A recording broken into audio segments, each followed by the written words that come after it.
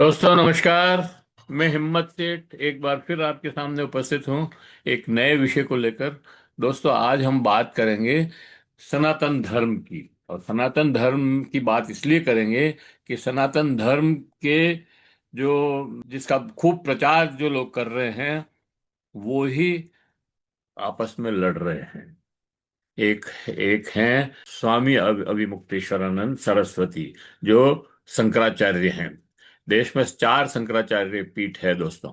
एक पीठ के की गद्दी पर वो बैठे हैं, स्वामी अभिमुक्तेश्वरानंद सरस्वती। और युद्ध मतलब इनसे विवाद किसका चल रहा है? विवाद चल रहा है मुख्यमंत्री गोरखनाथ पीठ के योगी आदित्यनाथ से। और इस तरह से वो पिछले कई समय से चल रहा है। पिछला जो कुंभ हुआ था, और कुंभ में जो लोग शहीद मतलब मर गए थे, काफी लोग, भगदड़ मच गई थी वहां पर। और वो भगदड़ जो है, जो वहां का प्रशासन था उसकी गड़बड़ की वजह से मची थी। और उसकी वजह से काफी लोग मारे गए। और उसके ऊपर स्वामी मुक्तेश्वरानंद शंकराचार्य सरस्वती शंकराचार्य ने कुछ प्रश्न खड़े किए।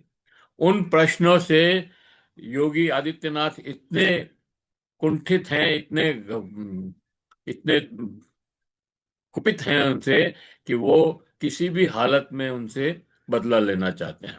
अभी माघ मेले का जो मेला जो होता है माघ माह में, उसमें भी एक विवाद खड़ा हुआ कि स्वामी मुक्तेश्वरानंद अपनी पालकी से संगम पर जा रहे थे स्नान करने के लिए।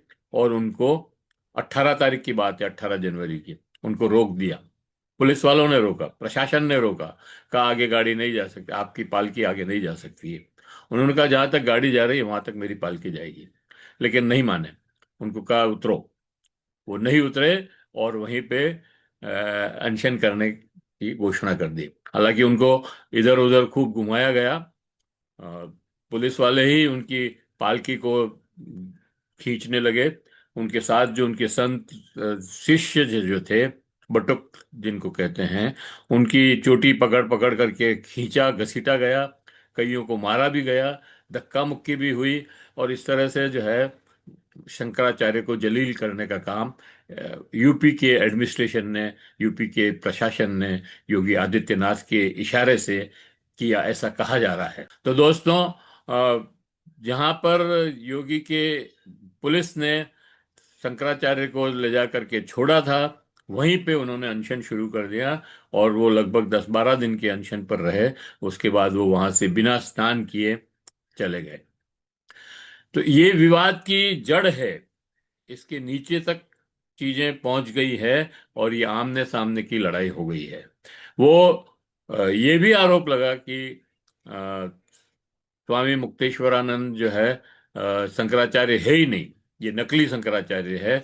और जबरदस्ती इस पीठ पर बैठे हुए हैं। जबकि अ, उनका ये कहना है कि भाई मैं मेरे को विधिवत चुना है। और सारे बाकी तीनों शंकराचार्यों ने उसका अनुमोदन किया है। इसलिए ये प्रश्न ही नहीं उठता कि मैं शंकराचार्य हूं या नहीं। लेकिन नोटिस आया, प्रशासन ने नोटिस दिया। और इस तरह से जो है उनके साथ उनके सम्मान में खलबली मची। उनको अपमानित करने का प्रयास किया गया। और ये अंतिम जो प्रयास है अभी, जो पॉस्को कानून के अंतर पास पॉस पॉस्को केस में, जिसमें यह है कि नाबालिग बच्चों के साथ, बच्चियों के साथ यौन शोषण करते हैं, उस पर पॉस्को लगता है। और ये आरोप शंकराचार्य पर लगा है। एफआईआर हुई है। और एफआईआर भी कोर्ट के थ्रू हुई है। और उसमें इंक्वायरी चल रही है। और कभी भी अभिमुक्तेश्वरानंद सरस्वती की गिरफ्तारी हो सकती है। अब सवाल ये है कि ये दोनों सनातनी क्यों लड़ रहे हैं? ये धर्म के लिए नहीं लड़ रहे हैं। धर्म इनका कोई लेना देना, दोनों का कोई लेना देना नहीं है धर्म से। दोनों अपने अहम के लिए लड़ रहे हैं। और इनके अहम की लड़ाई धर्म को, सनातन को, हिंदू को बदनाम कर रही है। तो दोस्तों, सवाल ये है कि क्या धर्म में इस तरह के अहम और संतों का कोप भाजन होना, क्या धर्म ये सिखाता है या कहता है? धर्म का मतलब तो विनय होना चाहिए, समर्पण होना चाहिए। यहाँ तो तलवारें खींच गई है। तो ये एक बहुत बड़ा, प्रयागराज की झूसी कोतवाली में पास्को अदालत ने एक्ट में अ, पुलिस को एफआईआर दर्ज करने के लिए कहा है। अदालत के आदेश के बाद झूसी थाने में एफआईआर दर्ज हुई है। शिकायतकर्ता आशुतोष ब्रह्मचारी की अर्जी पर कार्रवाई हुई है। अब ये शिकायतकर्ता जो है, आशुतोष ब्रह्मचारी, ये भी सनातनी है, ये भी हिंदू कट्टर है, ये भी इसी धर्म को जो है बेच के खाने वाला आदमी है।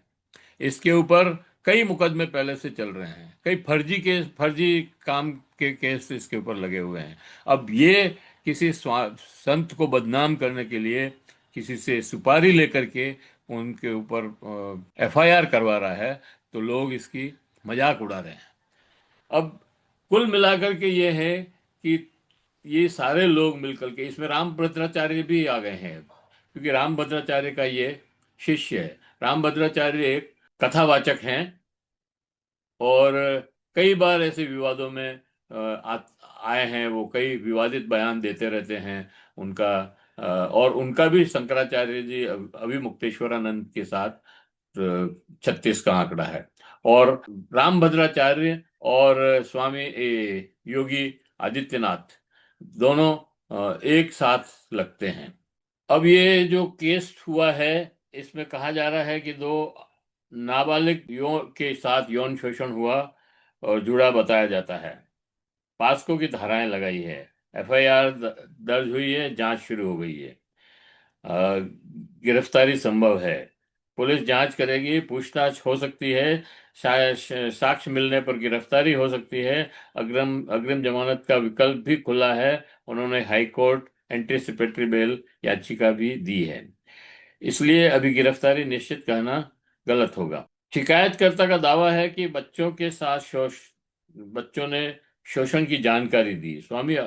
और ये 18 तारीख का मामला है दोस्तों, 18 जनवरी का, जब वो अनशन पर बैठे थे, जब वो सार्वजनिक रूप से सड़क पर थे, फुटपाथ पर थे या सड़क पर थे, और हजारों की भीड़ उनको घेरे हुए थी।